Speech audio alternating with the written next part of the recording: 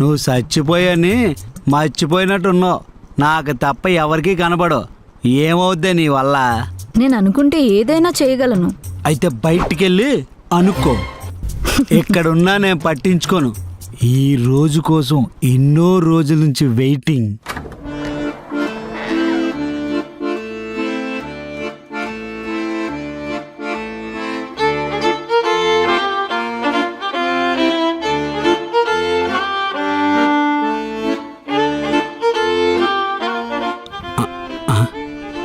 ఏది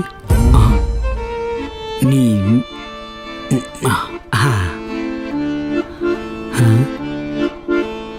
first night రోజు పాల గ్లాస్తో వస్తారు. నువ్వేంటో గాజు గ్లాస్ ఉన్న ఫోటోని తీసుకొచ్చావు మీ అక్కది. నా లైఫ్లో జరిగే ప్రతి మూమెంట్ మా అక్క చూడాలని ముందే చెప్పాను కదండి. ఏడ్చినట్టుంది. పెళ్ళిళ్ళు పుట్టినరోజు చూపిస్తారు కానీ ఇలాంటివి ఎవరైనా చూపిస్తారా? ప్లీజ్ మీరు ఏం చెప్పినా వెంట ఒక్క అక్క ఫోటో తప్ప. ఫోటో ఎందుకు, డబ్బులు బొక్క. అక్కడి నుంచి మీ అక్క చూస్తుంది కదా. ఏంటి మా అక్క ఇక్కడ ఉందా? అంటే మీ అక్క శారీరకంగా చచ్చిపోయినా మానసికంగా మన మధ్యనే ఉంది కదా అంటున్నా. నన్ను అర్థం చేసుకున్నందుకు థ్యాంక్ యూ. నువ్వు కూడా నన్ను అర్థం చేసుకున్నావు అనుకో, చెల్లికి చెల్లు, త్రిల్లుకి త్రిల్లు.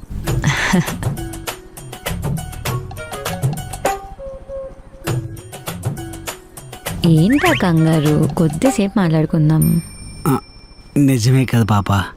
డైరెక్ట్గా స్టార్ట్ చేస్తే అమ్మాయి కదా, కొంచెం ఇబ్బంది ఉంటుంది. మాట్లాడుకుందాం. ముందు మీరు మాట్లాడతారా నేను మాట్లాడాలా? నేనే. వద్దులే నేనే మాట్లాడతా. అసలు నేను మా అక్క ఎంత క్లోజ్ తెలుసా? కొంపతీసి ఇప్పుడు అది చెప్తావేంటి? చిన్నప్పుడు నన్ను కుక్క కరిస్తే మా అక్క ఆ కోపంతో కుక్కనే కరిచేసింది.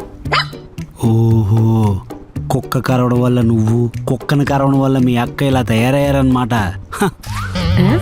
నేను 5th క్లాస్లో ఉన్నప్పుడు ఒక నా చేయి పట్టుకున్నాడని చెప్పి మా అక్క వాళ్ళ ఇంటికి వెళ్ళి గొడవ కూడా పెట్టుకుంది. నన్ను స్కూల్లో జాయిన్ చేసినప్పుడు నా మీద బెంగతో రోజు ఏడ్చేదండి మా అక్క అయితే.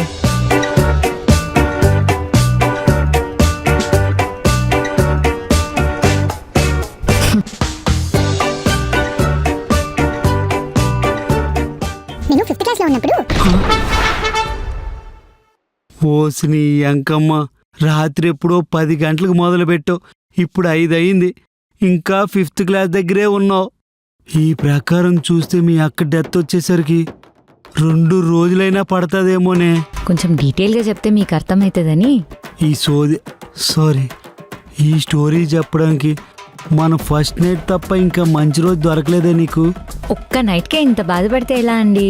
సరే, ఇప్పటి నుండి ఏ నైట్ టైం అయినా మా అక్క గురించి నేను చెప్పను, ఓకేనా? అంటే నైటు